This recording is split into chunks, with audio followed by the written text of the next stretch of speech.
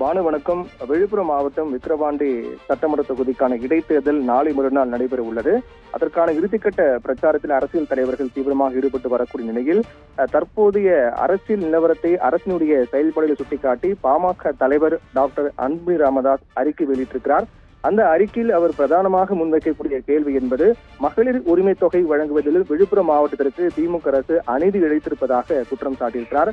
அதற்கு மேற்கோளாக அவர் காட்டியிருப்பது விழுப்புரம் மாவட்டம் விக்கிரவாண்டி சட்டப்பேரவை தொகுதியில் பரப்புரை மேற்கொண்ட மாநில விளையாட்டு மற்றும் சிறப்பு திட்டங்கள் அமலாக்கத்துறை அமைச்சர் உதயநிதி ஸ்டாலின் கலைஞர் மகளிர் உரிமை திட்டத்தின்படி விழுப்புரம் மாவட்டத்தில் மொத்தம் 60,000 பேர் மாதம் 6,000 நிதி உதவி 1,000 ரூபாய் 60,000 பேர் 1,000 ரூபாய் நிதி உதவி பெற்று வருகிறார்கள் என்று உதயநிதி ஸ்டாலின் பேசியிருக்கிறார்.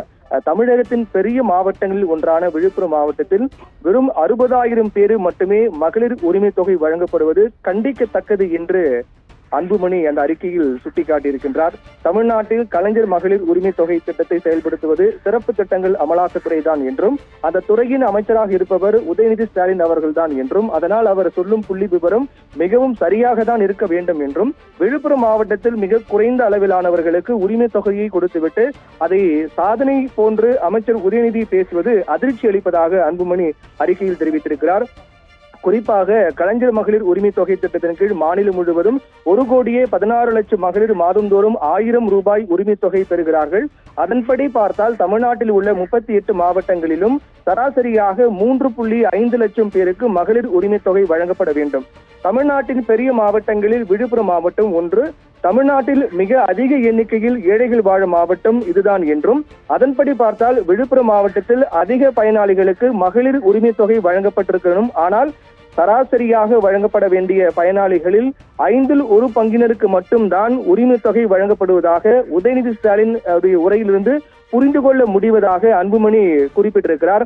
விழுப்புரம் மாவட்டம் கல்வி, வேலை வாய்ப்பு, பொருளாதாரம் உள்ளிட்ட அனைத்து துறைகளிலும் மிக பின்தங்கிய மாநிலமாக திகழ்கிறது என்றும் இந்த மாவட்டத்தில் தான் மிக மிக பின்தங்கிய வன்னியர்களும் ஒடுக்கப்பட்ட பட்டினத்தவர்களும் அதிக எண்ணிக்கையில் வாழ்கிறார்கள் என்றும் அப்படி மாவட்டத்திற்கு மிக அதிக எண்ணிக்கையில் மகளிர் உரிமை தொகை வழங்கப்பட வேண்டும். ஆனால் விழுப்புரம் மாவட்டத்திற்கு மிக குறைந்த எண்ணிக்கையில் மகளிர் உரிமை தொகை வழங்கப்படுகிறது என்றால் அது விழுப்புரம் மாவட்டத்திற்கும் விழுப்புரம் மாவட்டத்தில் இருக்கக்கூடிய மக்களுக்கும் கிடைக்கப்படும் துரோகம் தானே, அநீதி தானே. இதற்கு காரணமானவர்களுக்கு பாடம் புகட்ட வேண்டாமா என்று பாமக தலைவர் அன்புமணி ராமதாஸ் அறிக்கையில் குறிப்பிட்டிருக்கிறார். சற்று நேரத்துக்கு முன்னர் நாம் பார்த்தோம், தமிழக முதலமைச்சர் மு க ஸ்டாலின் முத்தான 3 திட்டங்கள் பற்றி அறிக்கையில் தெரிவித்திருந்தார்.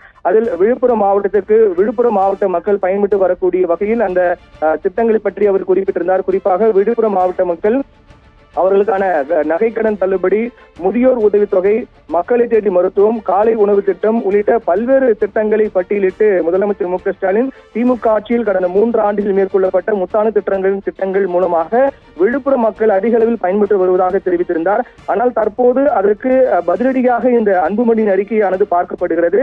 விழுப்புரம் மாவட்டத்தில் குறைந்த எண்ணிக்கையில் இருக்கக்கூடிய பயனாளிகளுக்கு தான் இந்த திட்டங்கள் சென்று சேருவதாக அன்புமணி ராமதாஸ் அந்த அறிக்கையில் குறிப்பிட்டிருக்கிறார். பானு.